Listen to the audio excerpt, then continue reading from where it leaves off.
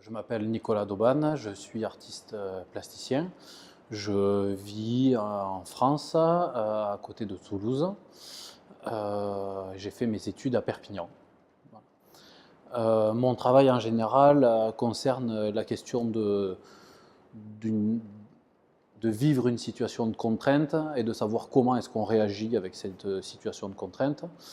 Et c'est vrai que très souvent, à 80% du temps, je vais trouver chercher des questions plastiques, esthétiques et aussi un petit peu et aussi intellectuelles en prison, en milieu carcéral, dans lequel j'interviens en étant soit intervenant pour un workshop, un atelier, ou alors parfois j'y mène des résidences d'artistes.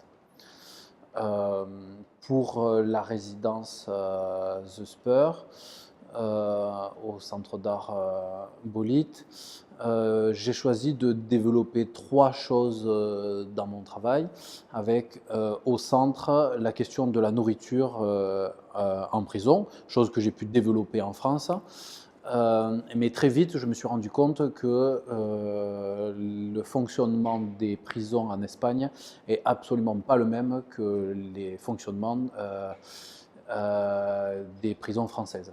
Notamment au niveau de la nourriture, en Espagne, on ne permet pas aux détenus de se fabriquer des choses à l'intérieur de leurs cellules, tandis qu'en France, oui, et c'était là-dessus que je m'étais essentiellement appuyé.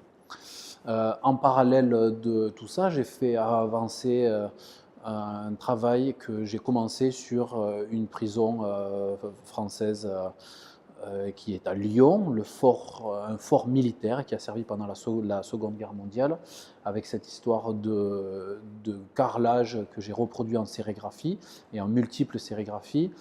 Et je me suis rendu compte, suite à un visionnage sur les Khmers rouges et les tortures qui étaient pratiquées au Cambodge, que le sol de la prison qui était utilisée par les Khmers rouges, la prison S21, était le même que le sol de la prison française du Fort Montluc. Donc là où Klaus Barbie, éminent nazi allemand, a effectué des tortures dans les années 40, euh, les, euh, les agissants de Pol Pot au Cambodge, 30 ans plus tard, ont fait quasiment la même chose et même avec de multiples morts. Je crois qu'il y a eu 2 millions de morts suite à cette chose-là. Et dans cette prison, plusieurs centaines et de personnes torturées. En tout cas, le carrelage provient de la même fabrique en France. Il faut savoir que cette prison était un lycée français, ce qui explique la provenance de ces carreaux. Donc j'installe ici pour l'Open Studio une vidéo qui rentre en dialogue avec ce carrelage de la prison française. Donc ça fait l'objet de certaines recherches que je vais poursuivre. Par la suite, j'ai aussi réalisé deux dessins qui me nécessitent toujours énormément de temps et l'idée de la résidence me permettait d'avoir ce temps-là. Ce sont des dessins qui augmente une série à propos des gravures de Piranèse, dont je récupère des petits morceaux et que je finis par agrandir.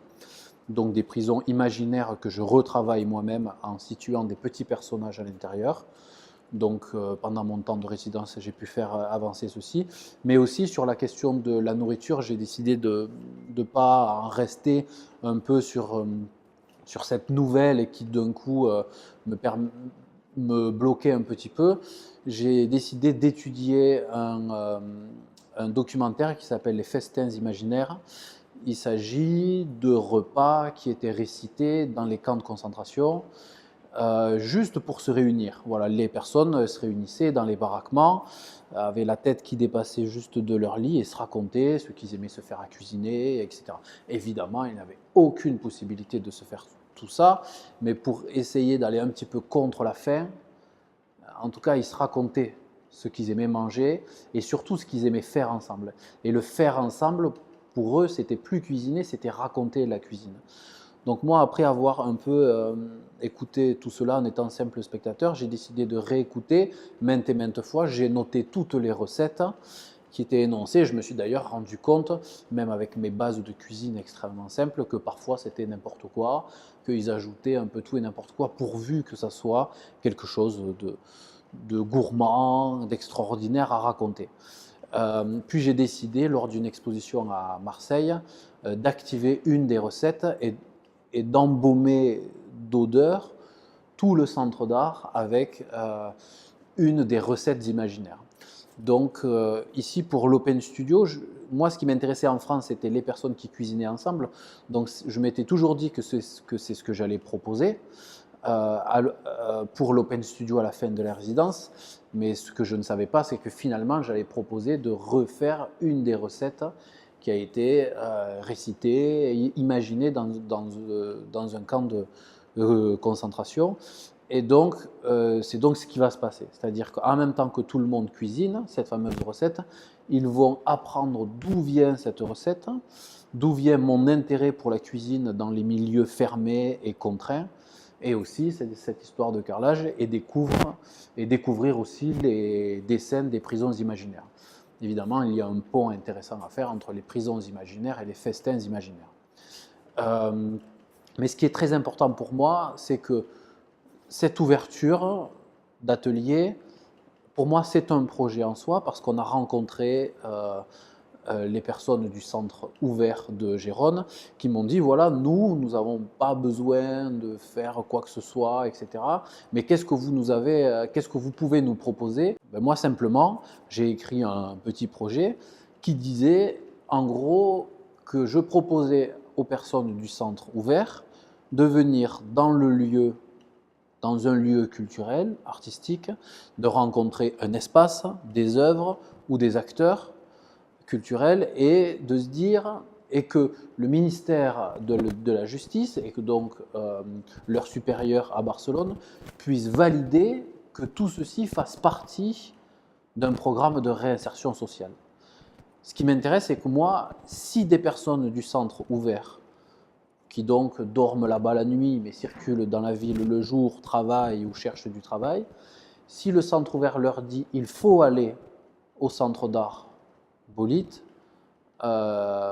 c'est donc qu'ils l'inscrivent dans un programme de réinsertion sociale. Voilà. Aller rencontrer l'art est important pour se réinsérer dans la société.